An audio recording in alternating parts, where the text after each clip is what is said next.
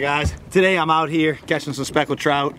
It's July. It's hot. It's 96, 97 degrees. It's noon right now and water temp's probably 90 degrees. I'm going to show you how to catch fish when it's super hot and these fish get a little lethargic in the summertime. That's how you double up on some speckled trout. Two nice trout. Alright guys, so I'm out here fishing today and it's mid-July. Just had the fourth pass. It is getting to be one of the hottest times of the year. And with that said, air temperature around noon when I got out here was 96, 95. And water temperature was 90, 91. Started off at 89 this morning when I left out. So with that said, fishing can be difficult. But there is ways to still catch fish and have really productive days. Today I'm going to talk to you about speckled trout. Okay, we're going to talk about trout and what we do when we get into these heat of the summer and really in the dead of winter. A lot of these fish will do the same thing when they're under extreme heat or extreme cold. The difference is when they're under extreme cold, they're going to move to the inside edges. Okay, they're going to move into the interior marshes or in Florida, right on the edges of the marshes, they'll set up. As to where in the summertime, they're going to shift deeper. They're going to go out in more deeper water and get away from the edges of the coast. So today, what I did was I went out and went to about 10, 12 feet of water is where I started. Because it was midday. At 12 noon, those fish are going to be as deep as they want to be and they're going to be pinned to the bottom and they're going to shift out a little bit deeper. So I went out there and what I ended up throwing was a double rig. Okay, basically a 3-inch soft plastic double rig. And I'm going to rig one for you here in a second to show you a basic way to rig one. There's a bunch of different ways to do it and there's some really cool ways to do it. But this is basic. If you just don't have anything besides some jig head and leader, it'll allow you to do this. So first what I did was I'm running matrix shads, which is a lure I like.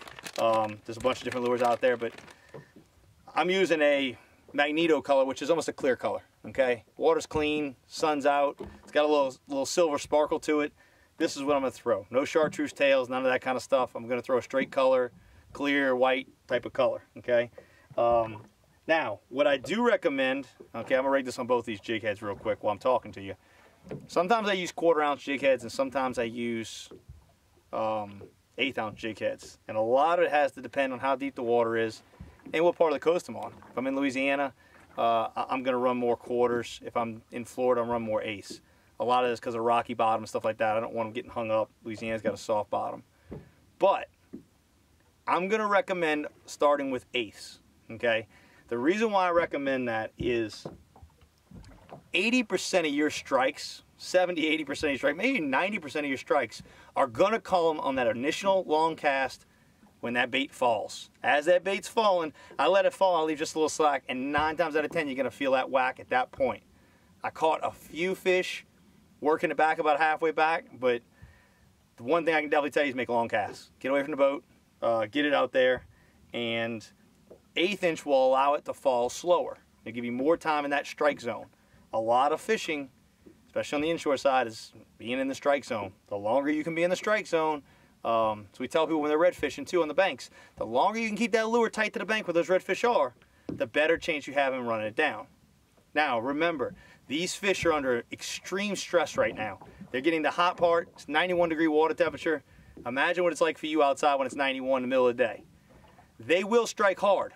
I had a fish today eat the lure and eat it, actually both of them. He ate one and then went and ate the other one on my double rig. They will eat, but they're not going to run things down. So the fast retrieving and all that stuff, the chances of getting hit are so slim. You can get a lot of trash fish. Most of my fish were caught jig, let it fall. Jig, let it fall. A lot of times I'd let it sit on that bottom for 10, 15 seconds, 20 seconds. Let them pick it up. That's what they want to do. They don't want to exert a ton of energy. Okay? So all I did was just some 20-pound fluorocarbon leader.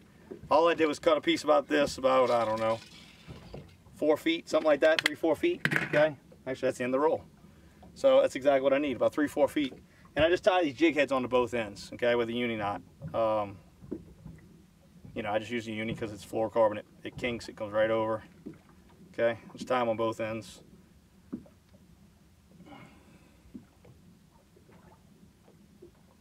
Quick as I can do this for y'all. just to show you how I rigged it. Real simple. Sometimes I'll use different colors and stuff like that. Like I would, if I had some what they call their shrimp Creole, which is a little red sparkles and black sparkles, I'd throw it on one of them and see where the hits are coming from. But a lot of times it's not the color, it's the one on the bottom or it's the one on the top. Another thing I'm recommending to you with this, so all I did was take these two jig heads, tie them together. Okay, I'm gonna leave one about a foot longer than the other one.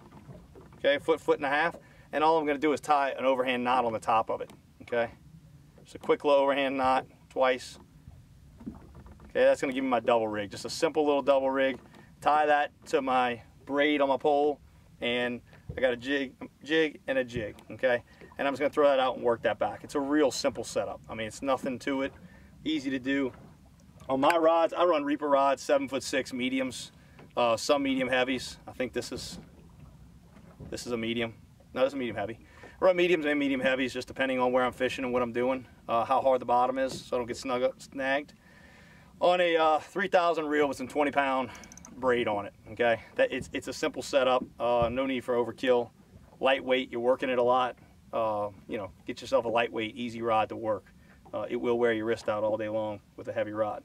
So that's how I'm gonna fish them. I use a lot of double rigs because it triggers that strike, having those two lures in that area, like a little school of bait. When that fish really doesn't want to chase something down, he says, "Oh, I got two there. I can get one of those." Sometimes they get both.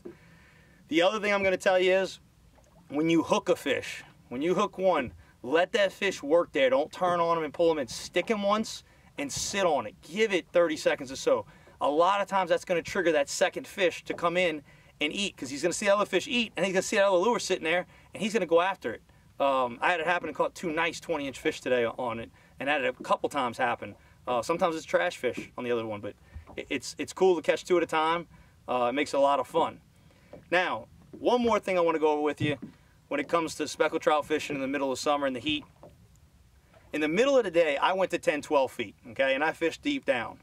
When I came back out this afternoon after the rain showers and after that sun had started to set and it wasn't overhead anymore, I went back to that 6, 8 feet. Those fish will shift in and out here, okay? I'm on the west coast of Florida.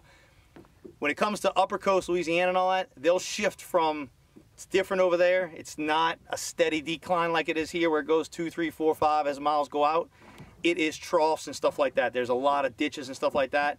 Those fish will shift into those ditches on the outer edges, and then they'll shift up to the flats. And they'll also be on a lot of structure on the rigs, okay? When you get on those outside structures and all that thing, when the tide is ripping, you're gonna get them way off the structure, okay? When the tide is real slack, you almost wanna hit the rig legs and the pylon legs with the lure and let it fall down, because they're gonna be tight up against it. You have to have tide this time of year to catch fish. I didn't have a lot. I think I had 7/10, 6/10 this afternoon of coming in, but you gotta have something. If you don't have tide, you're not gonna get these fish to eat. They're already under stress. They wanna eat when it's opportunistic times. So hopefully this helps you catch more speckled trout in the summertime. We're doing more stuff on hot times of the year and kind of what to do and how to make your adjustments. And then before you know it, fall will be here. Thanks for watching. Please follow us. Subscribe to the channel. Follow me on Instagram, shaw.fishing. And give us a thumbs up if we help you catch any more fish, or you got any questions or comments, please leave them below. I'd be happy to go out and go do anything that any of y'all have questions about, and whether I know about it or don't know about it, I'd be willing to learn, connect with the other guides I know and other professional anglers I know, and get y'all the information y'all need. So hope to see y'all on the water soon. Till next time, thanks for watching.